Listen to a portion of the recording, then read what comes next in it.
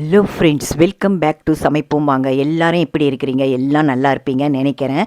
இன்றைக்கி தீபாவளியை முன்னிட்டு சாஃப்டாகவும் டேஸ்ட்டாகவும் ஜூஸியான மைசூர் பாக்கு எப்படி செய்யறதுன்னு பார்க்கலாம். கொஞ்சம் இன்க்ரீடியன்ஸ் வச்சு நல்லா சாஃப்டாக நம்ம செய்யலாம். ஆயிலை வச்சதுமே கரையிற மாதிரி ஸ்வீட் ஸ்டால்லலாம் இருக்கும் பார்த்தீங்களா, அந்த மாதிரி ஸ்டைலில் நம்ம செய்யலாம்.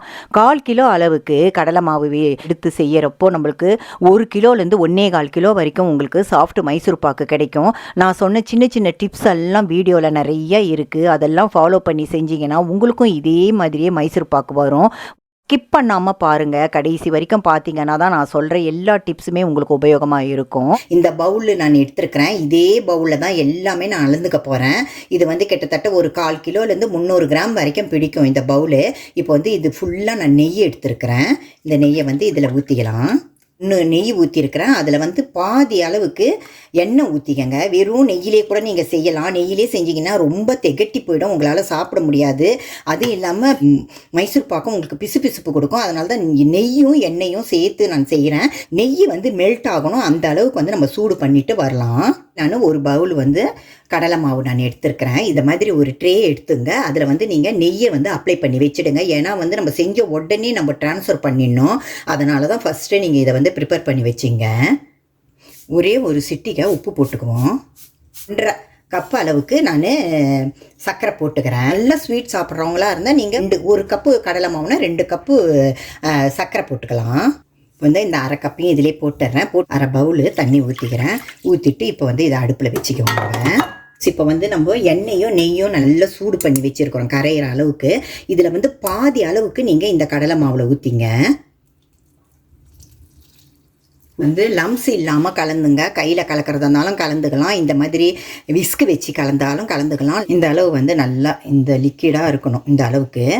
ப்ளஸ் இப்போ வந்து நான் சர்க்கரை வச்சு ஒரு 5 நிமிஷம் ஆகுது. இன்னும் வந்து கரையில் சர்க்கரை இன்னும் கொஞ்சம் கரையிட்டோம். மீடியம் ஃப்ளேம்லேயே வச்சுக்கங்க. ரொம்ப ஹை ஃப்ளேமில் வைக்காதீங்க, லோ ஃப்ளேம்லேயே வைக்காதீங்க.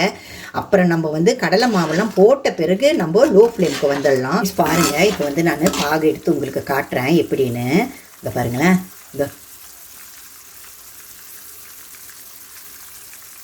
இந்த பாருங்கள், ஒரு கம்பி பதம்னா இதுதான்.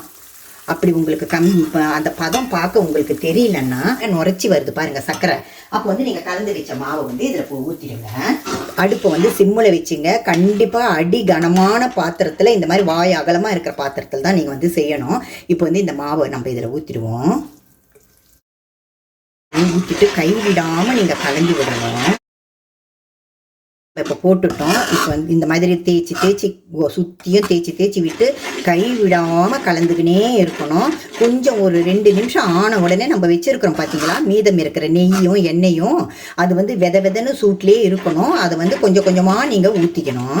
இப்போ வந்து இது கொஞ்சம் நேரம் ஒரு 5 நிமிஷம் ஆகட்டும். ஃப்ரெண்ட்ஸ், இந்த மாவு ஊற்றி ஒரு 5 நிமிஷம் ஆயிடுச்சு. வச்சிருக்கிற நெய்யில் கொஞ்சமாக நம்ம ஊற்றிக்கலாம். கடலை மாவு வந்து நம்ம வறுக்காமல் தான் நம்ம சேர்த்து இருக்கிறோம். ஆனால் வந்து இந்த நெய்யெல்லாம் சூடாக இருக்குது பாருங்களேன், சர்க்கரை பாகெல்லாம் சூடாக இருக்குது பாருங்களேன். அதுலேயே இந்த மாவு வந்து வெந்துடும். இப்போ வந்து பாருங்களேன், அப்படி ஊற்றின பார்த்தீங்களா, அந்த நெய் வந்து அப்படியே இழுக்குது பாருங்களேன்.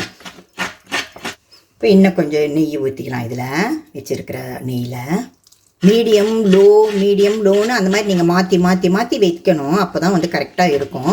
இப்போ வந்து நான் மீடியம் டு லோ வச்சுருக்கிறேன். நான் இந்த நெய் வந்து அப்படியே அப்சர்வ் ஆகும் இந்த மாவு. ஃப்ரெண்ட்ஸ் பாருங்கள், நான் ஊற்றின நெய்யும் எண்ணெயும் சேர்ந்த கலவை வந்து கொஞ்சம் அப்படியே அப்சர்வ் பண்ணிக்குது பாருங்களேன். பக்கத்திலே இன்னொரு அடுப்பில் வந்து நெய்யை வந்து லோ ஃப்ளேமில் வச்சுருங்க. சூடாக தான் இருக்கணும் அந்த நெய்.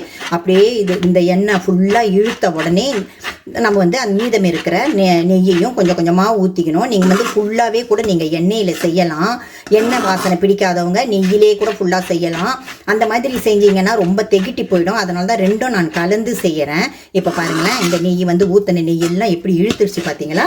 இப்போ வந்து பக்கத்தில் இருக்கிற அடுப்பில் இருந்து இன்னும் கொஞ்சம் நெய் வந்து நான் ஊற்றுறேன். இங்கே பாருங்கள், இன்னும் கட்டி ஆயிடுச்சு பார்த்தீங்களா. இப்போ மீதம் இருக்கிற நெய்யை வந்து நம்ம ஊற்றுவோம். அப்படியே ஃபுல்லாக ஊற்றிக்கங்க. ஊற்றிட்டு இப்போ நம்ம கலந்து விடுவோம். லோ ஃப்ளேமில் வச்சுங்க. மைசூர் பாக்கு செய்யணும்னா கொஞ்சம் நல்ல ஸ்ட்ரென்த்து ஏற்றிக்கின்னு தான் நம்ம செய்யணும். ஏன்னா கலந்து விட்டுக்கினே இருக்கணும். பாருங்கள், இந்த அளவுக்கு வந்து நல்லா கடாயில் வந்து ஒட்டாமல் வரணும். அதே இந்த மாதிரி கலந்து விட்டுட்டு இப்படி நீங்கள் தூக்கி இப்படி ஊற்றுறப்ப அப்படியே மடிப்பாக விழுது பாருங்கள், ரிப்பன் மாதிரி. இந்த மாதிரி இருக்கிறது தான் கரெக்டு கன்சிஸ்டன்சி. இதை எடுத்து நம்ம பிளேட்டில் ட்ரான்ஸ்ஃபர் பண்ணிக்குவோம். ஃப்ரெண்ட்ஸ், இப்போ வந்து நம்ம மைசூர் பாக்கை இந்த ட்ரேயில் ட்ரான்ஸ்ஃபர் பண்ணிக்குவோம். இந்த பாருங்கள் எப்படி விழுது பாருங்களேன். இந்த மாதிரி கன்சிஸ்டன்சியில் தான் இருக்கணும். இப்போ வந்து ஒரு 5 மணி நேரம் நீங்கள் வந்து அப்படியே விட்டுடுங்க, நல்லா கூல் ஆகணும். அதுக்கப்புறம் தான் வந்து நம்ம கட் பண்ணணும். ஒரு 5 மணி நேரம் கழித்து நம்ம பார்க்கலாம். ஃப்ரெண்ட்ஸ், சமைப்போம் வாங்க சேனலில் இது வரைக்கும் நீங்கள் பார்த்துட்டு சப்ஸ்கிரைப் பண்ணாமல் இருந்தீங்கன்னா தயவு செஞ்சு சப்ஸ்கிரைப் பண்ணுங்கள், லைக் பண்ணி ஷேரும் பண்ணுங்கள். ஃப்ரெண்ட்ஸ், இப்போ வந்து நான் 5 மணி நேரம் இதை அப்படியே விட்டுட்டேன். நான் இப்போ இந்த மாதிரி நைஃபில் வந்து கொஞ்சம் லேசாக நீங்கள் நெய் தடவிட்டு என்ன செய்யுங்க, உங்களுக்கு தேவையான ஷேப்பில் நீங்கள் சின்னதாகவோ ரெக்டாங்கிளாவோ ஸ்கொயராகவோ உங்களுக்கு தேவையான ஷேப்பில் வந்து நீங்கள் கட் பண்ணிக்கலாம். ஃபஸ்ட்டு வந்து இதை பாருங்களேன், இதை இப்படி கட் பண்ணிங்க. பாருங்கள் எவ்வளோ ஈஸியாக உங்களுக்கு உள்ளே வந்து இறங்குது பாருங்களேன் கத்தி.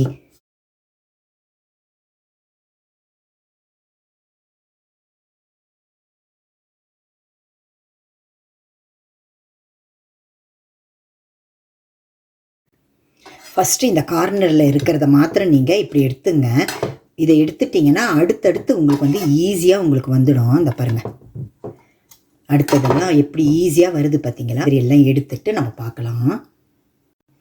ஃப்ரெண்ட்ஸ், பாருங்கள் எவ்வளோ சாஃப்டாக மைசூர் பாக்கு இருக்குது பாருங்களேன். நெய் மைசூர் பாக்கு இப்படி கட் பண்ண உடனே எவ்வளோ சாஃப்டாக கட் ஆகிடுது பாருங்களேன்.